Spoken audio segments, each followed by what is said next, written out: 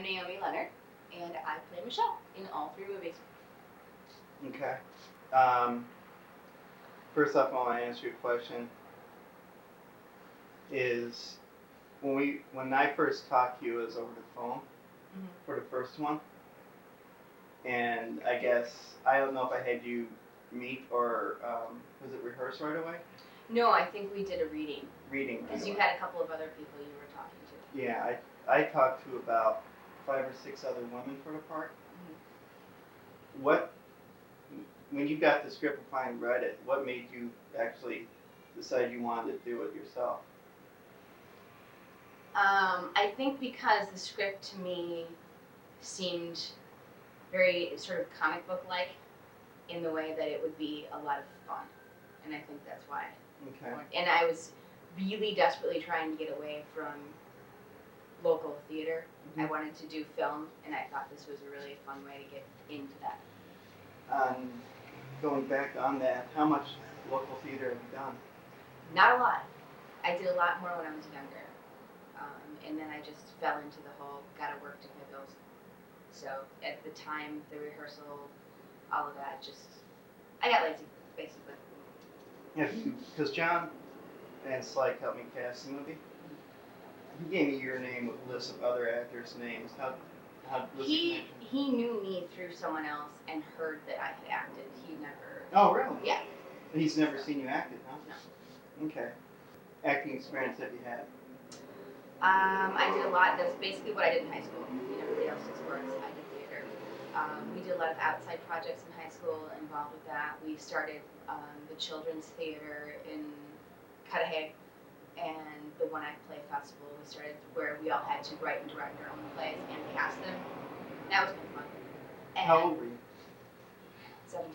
Really? Yeah. So you actually directed work too, huh? Mm-hmm. Yeah.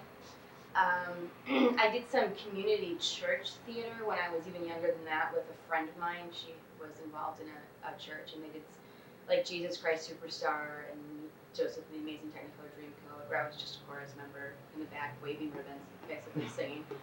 And then right out of high school, I got involved in a few student film projects for UWM that really never went anywhere.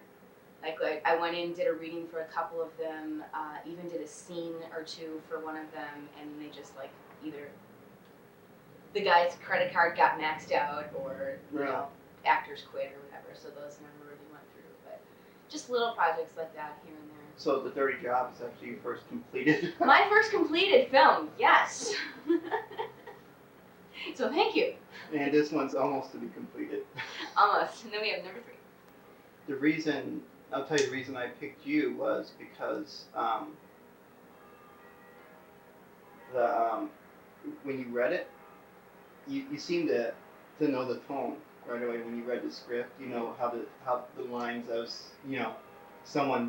how I wanted the lines actually said. You seem to get that tone right away. I mean, the others, I could have picked anyone else. You know what I mean?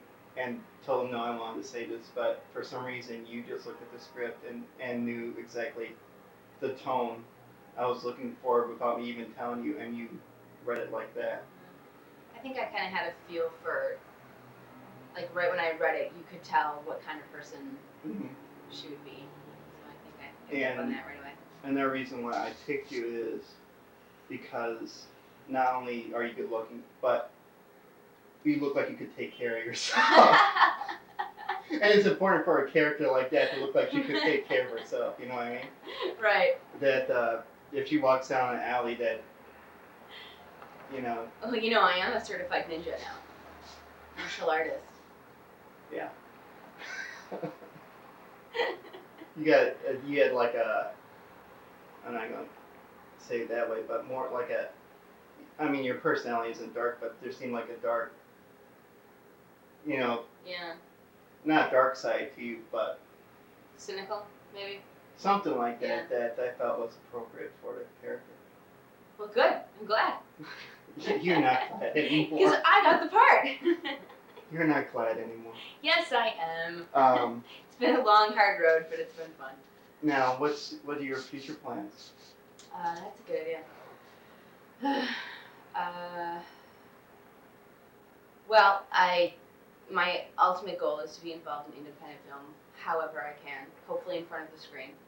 If that doesn't work out, behind. Stay away from Hollywood. Huh? Well, I don't know about that. I go back and forth with that. One week I am bound and determined to just pick up and move to LA and play my cards and see what happens. And the next week I'll plan to move to Austin or something, as far away from Hollywood as possible. So you're really, really serious about being an actress? Absolutely. Absolutely. I don't really have a backup, so if this fails, I'm kind of screwed. I'm just saying, as far as title roles, I'm much less interested in being typecast in big budget films and never getting to do anything interesting. Yeah. I'd rather do something small, like, have you seen Dream with the Fishes? Actually, no, I didn't get to see it. You should see it. It's actually one of my favorite independent films. David Arquette is in it. Mhm. He's the only big name actor. And the other woman in it was in the new Kevin Bacon film, Yeah, I know. playing his wife. And it's just a phenomenal movie. And it's stuff like that I want to do rather than, Clueless or something, which really doesn't interest me all that much. But, Now, I guess I'll play those cards with. what actors do you actually, enjoy their work and look forward to? Someone just recently I saw a movie, Three Kings. George Clooney.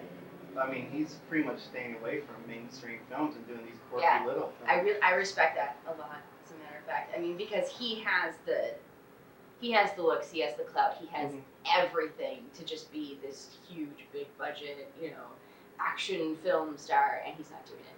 Yeah. And he's choosing his films because they're quirky and different, and I really like that.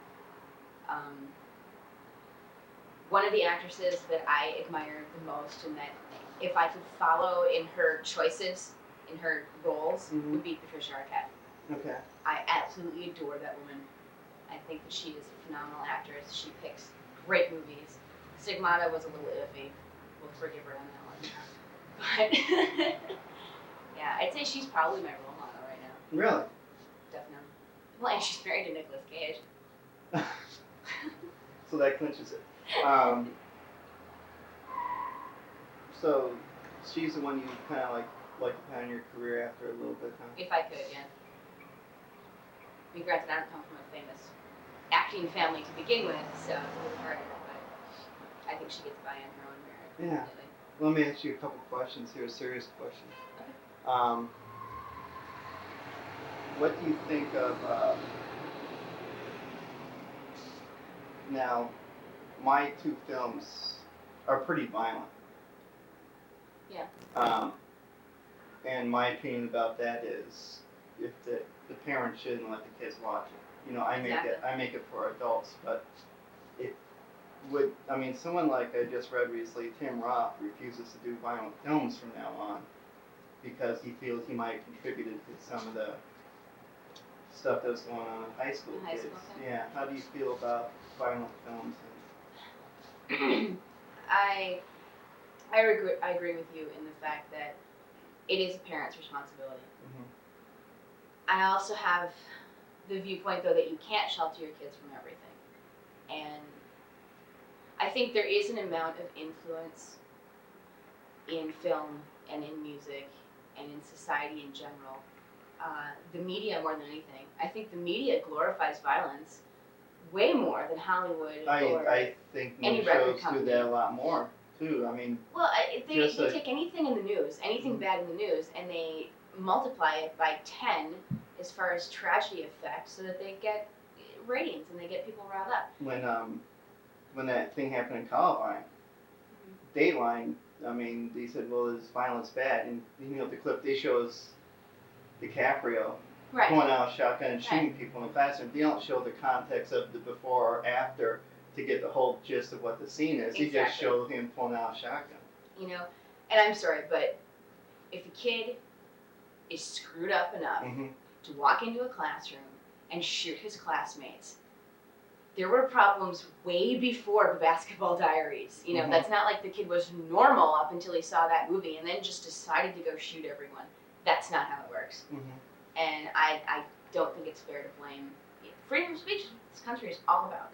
Mm-hmm. I don't think it's free. It's fair to blame anyone else for that. Do you believe in everything that's going on that I have a strong opinion about is in New York, the Brooklyn Museum, Giuliani's trying to censor this show. Obviously your feelings are probably not to censor it after what you just said. I think it's do you disgusting. believe in censoring certain things in order to? Absolutely not. No. You're basically undermining the definition of art Mm-hmm. to censor it. The only viewpoint I could possibly take on having some control over what is put out there would be as if it were actually hurting anyone. If it were hurting any animals, if it were actually hurting any children, Mm-hmm. that kind of thing. I don't believe that putting it, gutting an animal and putting it up on a wall and calling it art is right. Lighting. No. Otherwise, I think it's disgusting. Because my feeling is, I'll tell you my feeling is that what I've only seen the pieces on TV. I've been in a museum, but they look harmless to me. I would not know that was elephant shit or whatever on the painting if someone didn't tell me. Right. But my feeling is that people should look at it and judge for themselves without someone else judging it for them. Absolutely. Is there? So generally, your feeling about maybe film and stuff like that is that If you don't like it, don't see it. yeah. That's basically my viewpoint on most things that are protested as morally offensive. Mm-hmm. If you don't like it, don't be involved in it. Is there anything you want to do in a movie that you thought might be questionable? Because I know sometimes in the past 2 movies I've worked with you where I said, well, can you do this? You give me a look of your eyes like, you're kidding. No, you've never asked me to do anything that like hanging from the beliefs. lights or the pipes, you kind of like looked at me and said, well, how am I going to get up there?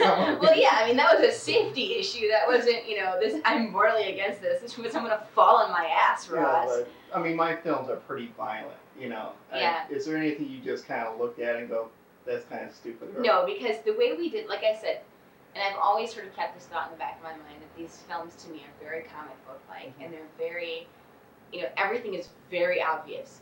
There's no real dark, sinister, realistic death or killing. It's all just basically like, it's all right out there. Mm-hmm. The fake blood on the wall and the brains blowing out of here and everything. So